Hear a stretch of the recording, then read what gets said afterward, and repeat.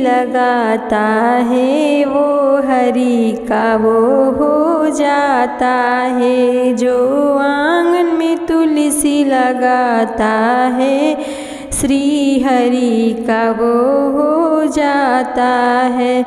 जब मेरी तुलसा क्यारा में लगी थी, तुलसा उगने लगी थी। जब मेरी तुलसा उगने लगी थी, एक लोटा जल जो चढ़ाता है, एक लोटा जल जो चढ़ाता है, चारों धाम में वही हो जाता है। एक लोटा जल जो चढ़ाता है, चारों धाम में वही हो जाता है। जो आंगन में तुलसी लगाता है हरि का वो हो जाता है।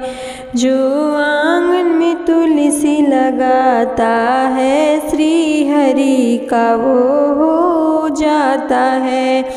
जब मेरी तुलसा बढ़ने लगी थी, जब मेरी तुलसा बढ़ने लगी थी, सुबह शाम जो दीप जलाता है श्री हरि का वो हो जाता है। सुबह शाम जो दीप जलाता है श्री हरि का वो हो जाता है। जो आंगन में तुलसी लगाता है श्री हरि का वो हो जाता है। जो आंगन में तुलसी लगाता है श्री हरि का वो हो जाता है। जब मेरी तुलसा फूलने लगी थी, जब मेरी तुलसा फूलने लगी थी, शालिग्राम से ब्याह रचाता है श्री हरि का वो हो जाता है। शालिग्राम से ब्याह रचाता है श्री हरि का वो हो जाता है। जो आंगन में तुलसी लगाता है श्री हरि का वो हो जाता है। जो आंगन में तुलसी लगाता है श्री हरि का वो हो जाता है। जब मेरी तुलसा की हुई विदाई, जब मेरी तुलसा की हुई विदाई, जीवन सफल हो जाता है जो हरि के गुण गाता है। जो आंगन में तुलसी लगाता है श्री हरि का वो हो जाता है। जो आंगन में तुलसी लगाता है श्री हरि का वो हो जाता है। बोलो तुलसा महारानी की जय। हरे कृष्णा, राधे राधे। सभी भक्तों को सादर प्रणाम। आप सभी भक्तों का दिन शुभ एवं मंगलमय हो। भगवान कृष्ण की कृपा सदा सर्वदा आप सभी के जीवन पर बनी रहे। भक्तों, आज के इस वीडियो में आप कार्तिक मास महात्म्य की कथा श्रवण करने से पहले आप सुनेंगे गोपाष्टमी की कथा। भक्तों, कार्तिक शुक्ल पक्ष अष्टमी तिथि को गोपाष्टमी के रूप में मनाया जाता है।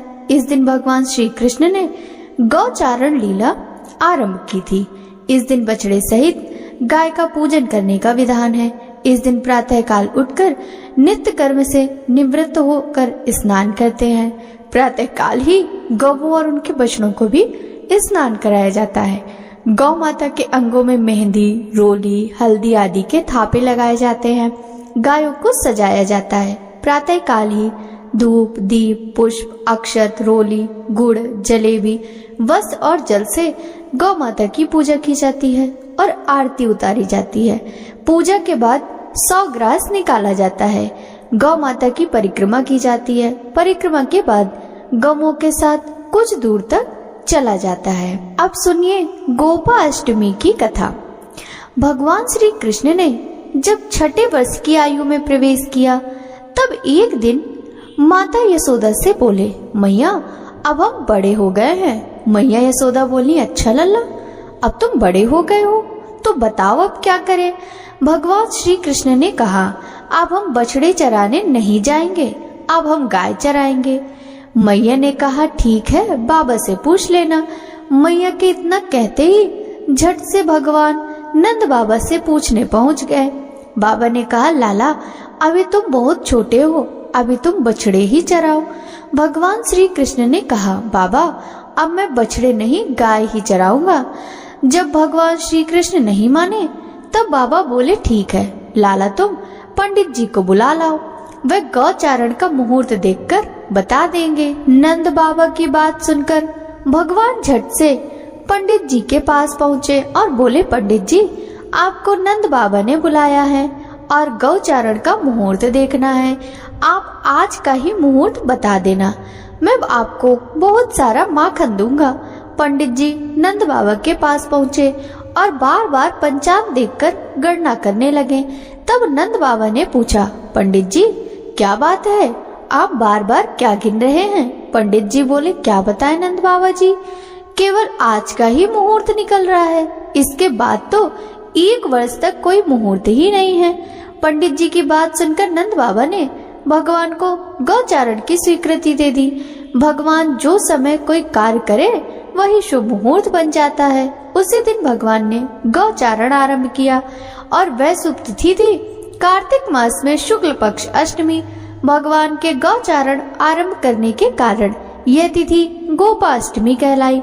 माता यशोदा ने अपने लल्ला का श्रृंगार किया और जैसे ही पैरों में जूतियां पहनाने लगी तो लल्ला ने मना कर दिया और बोले, मैया यदि मेरी गौएं जूतियां नहीं पहनती तो मैं कैसे पहन सकता हूँ, यदि पहना सकती हो तो उन सभी को भी जूतियां पहना दो।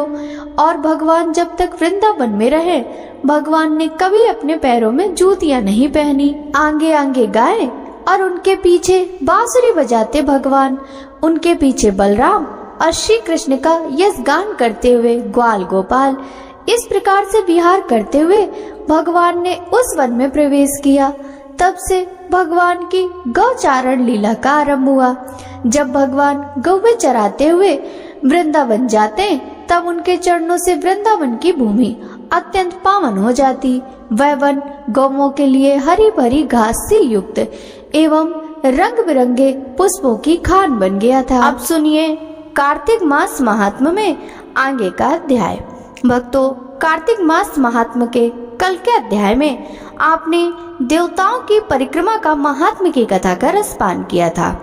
अब सुनिए आगे का अध्याय। राजा पृथु पूछते हैं, हे नारद जी, भगवान का अत्यंत प्रिय भीष्म पंचक व्रत कैसे प्रसिद्ध हुआ? तब नारद जी कहने लगे, हे राजा पृथु, यह व्रत आदि काल से है परंतु बीच में लुप्त हो गया था, फिर यह कैसे प्रसिद्ध हुआ? सो कथा हम तुमसे कहते हैं, सुनो।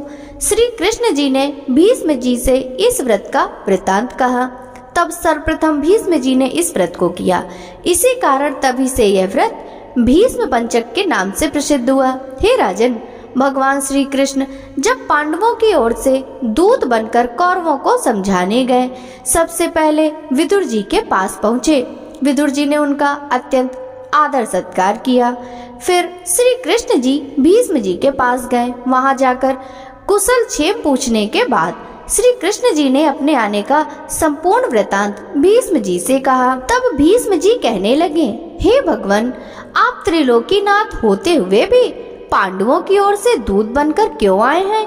तब श्री कृष्ण जी हंसकर बोले, हे गंगा पुत्र, यद्यपि यह अत्यंत गुप्त वार्ता है फिर भी मैं तुमसे कहता हूँ, उन्होंने एक वैसा व्रत किया जो मुझको अत्यंत प्रिय है, इसलिए मैं उनके वशीभूत हूँ। अब मैं उसका वृतांत तुमसे कहता हूँ। पूर्व काल में उज्जैन नगरी में 5 ब्राह्मण कवि, सुचि, दृढ़, दंत और हंस नाम वाले निवास करते थे।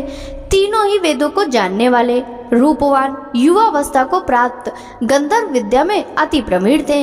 वे अनेक देशों में घूमते फिरते तथा अपनी विद्या का प्रदर्शन करके खूब द्रव्य प्राप्त किया करते थे। एक समय वह मथुरापुरी में सुवीर नाम वाले राजा के पास आए। संगीत कला में निपुण होने के कारण उन्होंने राजसभा में जानने की इच्छा प्रकट की। वह 4 दिन उपवास करते रहे और अत्यंत पवित्र श्री यमुना जी में स्नान करते रहे। फिर उन्होंने किसी से राजा का संपूर्ण वृतांत सुना। उन्होंने बताया कि राजा की कादम्बरी नाम वाली एक योग्य पत्नी है। वह संगीत विद्या में निपुण, राग तथा कंठ में अत्यंत प्रवीण, नाचने में दक्ष तथा रूप यौवन में अद्वितीय सुंदरी है। वह प्रतिदिन एकांत में राजा के सामने नृत्य करती तथा गाती है। ऐसा सुनकर वे राजा के यहाँ पहुँच गए। राजा ने उन पांचों को बुलाया। वहां पहुंचकर उन्होंने राजा को आशीर्वाद दिया और बैठ गए। कादम्बरी ने उनको संगीत विद्या में अति निपुण समझकर विशेष नृत्य किया। जब उसने चक्र में ताल दिया तो उन ब्राह्मणों को उसने रोक दिया। उसने चक्र छोड़ तथा योग ताल दिया, मगर चक्र खंडित नहीं किया। इस पर कादम्बरी का रूप और गुण देखकर वह पांचों उस पर मोहित हो गए। कादम्बरी भी पांचों को देखकर उन पर मोहित हो गई। उसने रात्रि को चोरी छिपे ब्राह्मणों के पास अपनी सखी के हाथ से ये संदेश भेजा कि पांचों में से एक एक प्रतिदिन नगरी से दूर उत्तरी कोण में यमुना के तट के समीप जन शून्य लताओं से ढका हुआ अनंत नामक तीर्थ है। वहां पर मेरे पास आकर अपनी अपनी विद्या तथा गुण का प्रदर्शन करो। मैं भी वीणा तथा राग की अपनी कुशलता दिखाऊंगी।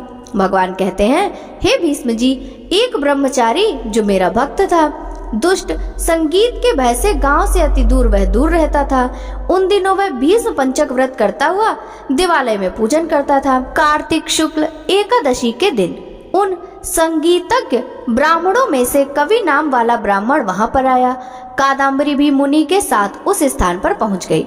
महामुनि ने जिस प्रकार पूजा की, उस कवि नामक ब्राह्मण ने भी उसी प्रकार भगवान का पूजन किया। उसके बाद वीणा लेकर गान करने लगे।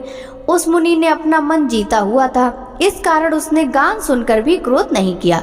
सारी रात कादम्बरी और कवि गायन व नृत्य करते हुए मुनि को गोबर का आचमन करते देख कवि ने भी वैसा किया। प्रातःकाल होते ही कादम्बरी राजमहल में पहुंच गई। मुनि की संगति से उनके समस्त पाप दूर हो गए। इस तरह पांचों ब्राह्मण बारी बारी से नृत्य गान कर तथा भगवान का पूजन कर वापस चले गए। उधर राजा ने मंदिर में कादम्बरी के जाने का समाचार सुनकर उसे महल में बंद कर दिया, जिससे वह मंदिर न जा सकी। कार्तिक मास में हमारे सामने नृत्य गान करने के कारण वह कादम्बरी द्रौपदी हुई तथा हंस नाम वाला वह ब्राह्मण युधिष्ठिर हुआ। कवि अर्जुन, सूची सहदेव, दंत नकुल तथा दृढ़ नाम वाला पराक्रमी भीम हुआ। हे भीष्म जी, वस्तुतः इस व्रत के प्रभाव से ही मैं पांडवों के वशीभूत हूँ। अब तुम्हारे द्वारा यह पंचक व्रत किए जाने से यह तुम्हारे नाम से ही विख्यात होगा, अर्थात भीष्म पंचक व्रत कहलाएगा। इस व्रत के अंत में ब्राह्मणों को भोजन कराकर यथाशक्ति दान दक्षिणा देनी चाहिए। प्रेम से बोलिए श्री कृष्ण चंद्र भगवान की जय। 5 पांडवों की जय। भक्तों, कार्तिक मास महात्म्य का 25वां अध्याय समाप्त हुआ। अब सुनिए श्री तुलसी चालीसा पाठ एवं तुलसी माता की आरती। श्री तुलसी चालीसा। जय जय तुलसी भगवती सत्यवती सुखिदान, नमो नमो हरि प्रेयसी श्री वृंदा गुण खानी, श्री हरि शीस बिरजनी देहु अमर वर अम्ब, जनहित हे वृंदावनी अब ना करहूँ विलंब। धन्य धन्य श्री तुलसी माता, महिमा अगम सदा श्रुति गाता, हरि के प्राणहु से तुम प्यारी, हरहि हेतु कीन्हो तप भारी। जब प्रसन्न है दर्शन दीन्यो, तब कर जोरी विनय उष कीन्यो। हे भगवंत कंत मम हो, दीन जानी जनि छाड़हु हो। सुनी लक्ष्मी तुलसी की बानी, दीन हो श्राप कद पर आनी। उस अयोग्य वर मांगन हारी, हो विटप तुम जड़ तनु धारी। सुनि तुलसी ही श्रव्यत ही ठामा, करहु वास तुहु नीचन धामा। दियो वचन हरि तब तत काला, सुनहु सुमुखी जनि होहु बिहाला। समय पाई व्यो रौ पाती तोरा, पूजहु आस वचन सत्य मोरा। तब गोकुल मह गोप सुदामा, तासु भई तुलसी तू बामा। कृष्ण रास लीला के माही, राधे शक्यो प्रेम लखी नाही, दियो श्राप तुलसी तत्काला, नर लो कहीं तुम जन्महु बाला। यो गोप वह दानव राजा, शंख चूड़ नामक सिर ताजा, तुलसी भई तासु की नारी, परम सती गुण रूप अगारी। आशद्वय कल्प बीत जब गयऊँ, कल्प तृतीय जन्म तब भयऊँ। वृंदा नाम भयो तुलसी को, असुर जलंधर नाम पति को। करियति द्वंद अतुल बल धामा, लीना शंकर से संग्रामा। जब निज सैन्य सहित शिव हारे, मरहि न तब हर हरहि पुकारे। पतिव्रता वृंदा थी नारी, को न सके पति ही संहारी। तब जलंधर ही भेष बनाई, वृंदा डिग हरि पहुँच्यो जाई। शिव हित लहि करि कपट प्रसंगा, कियो सतीत्व धर्म तो ही भंगा। भयो जलंधर कर संहारा, सुनिउर शोक उपारा। तेहि चढ़ दियो कपट हरि टारी, लखी वृंदा दुख गिरा उचारी। जल अंदर जस हत्यो अभीता, सोई रावण तस हरहि सीता। अस प्रस्तर शम हृदय तुम्हारा, धर्म कंडी मम पतहि सहारा। यही कारण लहि श्राप हमारा, होवे तनु पाषाण तुम्हारा। सुनि हरि तुरत ही वचन उचारे, दियो श्राप बिना विचारे। लख्यो ना निज कर तूती पति को, छलन चयो जब पार्वती को। जड़मति तुहु अस हो जड़ रूपा, जग मह तुलसी विटप अनूपा। धग्व रूप हम साली ग्रामा, नदी गंड की बीच ललामा। जो तुलसी दल हमई चढ़ई हैं, सब सुख भोगी परम पद पई हैं। बिनु तुलसी हरि जलत शरीरा, अतिशय उठत शीस उर पीरा। जो तुलसी दल हरि सिर धारत, सो सहस्त्र घट अमृत डारत। तुलसी हरि मन रंजनी हारी, रोग दोष दुख भंजनी हारी। प्रेम सहित हरि भजन निरंतर, तुलसी राधा में नाही अंतर। व्यंजन हो 56 प्रकारा, बिनु तुलसी दल नहीं हरहि प्यारा। सकल तीर्थ तुलसी तरु छाई, लहत मुक्ति जन संशय नाही। कवि सुंदरिक हरि गुण गावत, तुलसी निकट सहस गुण पावत। बसत निकट दुर्वासा धामा, जो प्रयास ते पूर्व ललामा। पाठ करहि जो नित नर नारी, होहि सुख बासहि त्रिपुरारी। तुलसी चालीसा पढ़हि, तुलसी तरु ग्रह धारी। दीप दान करि पुत्र फल, पावहि बंध्यो नारी।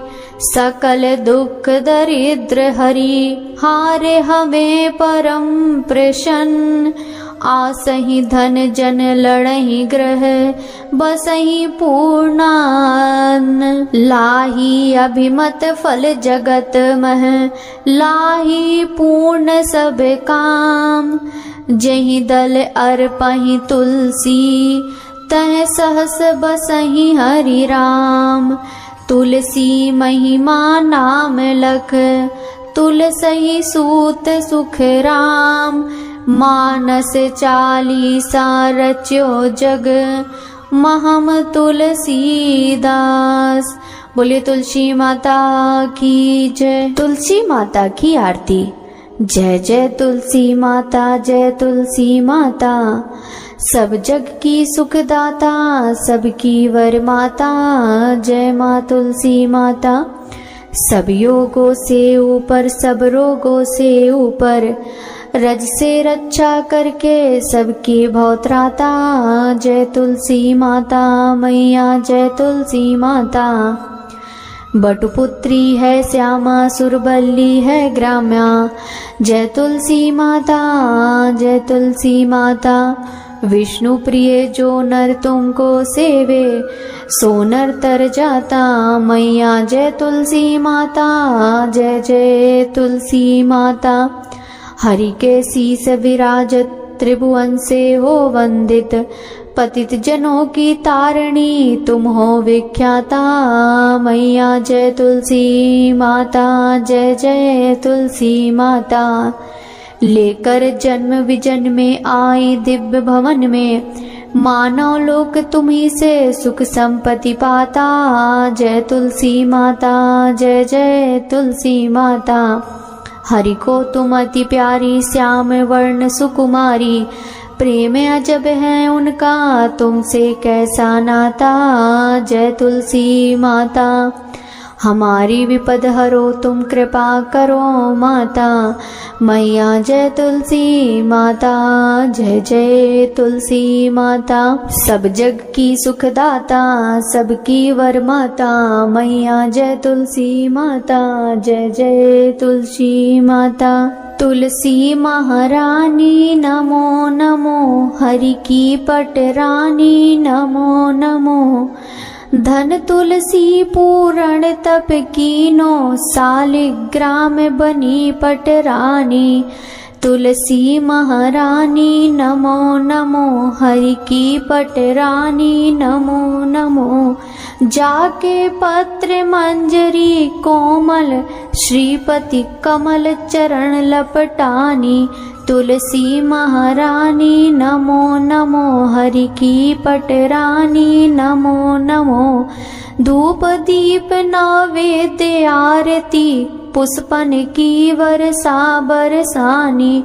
तुलसी महारानी नमो नमो, हरि की पटरानी नमो नमो। 56 भोग 3600 व्यंजन, बिन तुलसी हरि एक न मानी। तुलसी महारानी नमो नमो, हरि की पटरानी नमो नमो।